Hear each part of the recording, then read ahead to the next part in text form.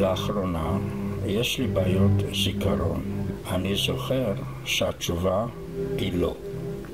מה שאני לא זוכר זה מה הייתה השאלה. אני אוהב הומור, אבל לא חייכן. אני אוהב אסתטיקה, תרבות ואומנות. אני מאמין בטבע. חילוני מושבע, ויחד עם זאת אני מתעמק בסיפורי התנ"ך בפרשת השבוע. אני מעריץ את הרמב"ם, וביהדות, על פי מסכת אבות, אומרים על אדם שהגיע לגיל 80, שהוא הגיע לגבורות. והיום אני מגשים את אחד מהחלומות הגדולים שלי. הגעתי לגבורות, לגיל בו אבא שלי נפרד מהעולם.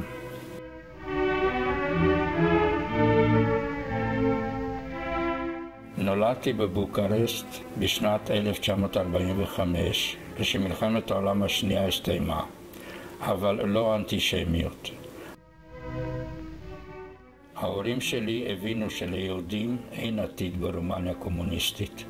אני זוכר שאבא שלי תמיד אמר לאמא שלי אל תדאגי, אבל היא לא הפסיקה לדאוג. בסוף הם החליטו לעזוב הכל ולעלות לארץ.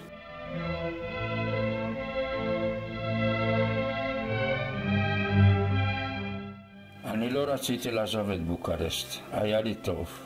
לא רציתי להיפרד מסבתא שלי, מפיני, בת הדודה שלי, שהייתה עבורי אחות.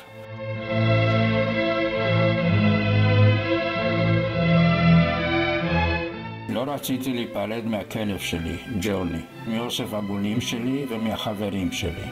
הייתי מקובל בכיתה וגם תלמיד טוב. במשך חודשים עמדנו בתור לילות שלמים כדי לשלוח ספרים לישראל. אני זוכר היטב את הלילה בו עזבנו. ברגע אחד נוצר בי חלל גדול בבטן.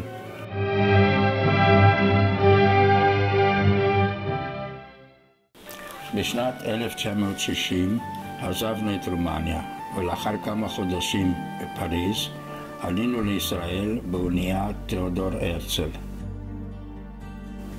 אני לא אשכח, כשהגענו וירדנו לחוף בחיפה, אמא שלי קראה ברך ונשקה את האדמה. תמונה שתישאר בזיכרוני לנצח. היינו שבוע בארץ, בלי בית, בלי שפה. הייתי כבר בן 14 וחצי, והתאכסנו אצל דודים שלי בחיפה. ההורים שלי נסעו לתל אביב לסדר עניינים בסוכנות. כעבור כמה שעות, אבא שלי חזר לבד.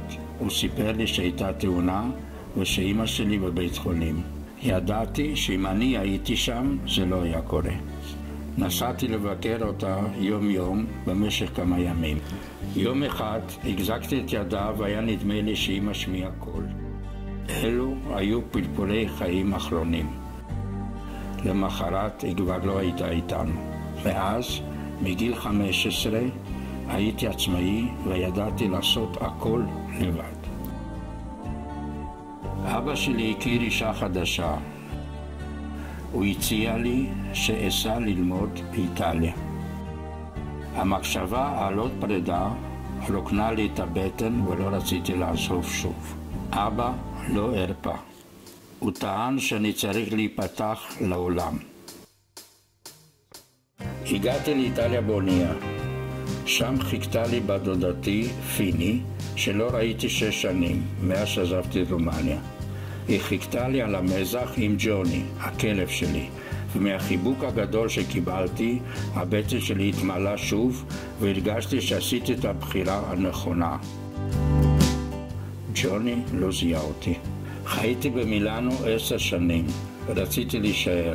אבל אז ביקשו שאוותר על האזרחות הישראלית שלי כדי לקבל את האיטלקית, ולא הסכמתי. הייתי צריך לעזוב את איטליה, שוב פרידה, שוב מוות. חזרתי לארץ עם תואר שני באדריכלות, והתחלתי לעבוד כמנהל אגף בינוי בחברה גדולה. שם פגשתי לראשונה את אהבת חיי, עדנה, ומאז חיי נבראו מחדש. בשנת 1977 הייתי בן 32. ובגיל 33 הפכתי להיות אבא. בגיל 38 נולדה הבת השנייה שלנו, ובאופן רשמי הייתה לי משפחה. בגיל 50 איבדתי את אבא שלי. אחר כך חברים קרובים, חברי נפש, זרינל, לוציאן ואיגור. ובכל פעם שאני מלווה קרוב לעולם הבא, אני אומר לבנות שלי שהחיים חזקים מאיתנו. אני ממשיך לחיות את חיי עם ובזכות האנשים שקרובים אליי, עם המשפחה שלי, וזה לא מובן מאליו. משפחה היא המקום היחיד שאני מרגיש בו את תחושת השייכות שתמיד הייתה חסרה לי. לא משנה איפה יהיה, המשפחה שלי היא הזהות שלי. היא מי שאני, בלי תנאים, בלי גבולות, ואני גאה בה. אני, ז'אן זהרנו, איש סוכר, איש ספר ואיש משפחה. ז'אן פמיליאנו.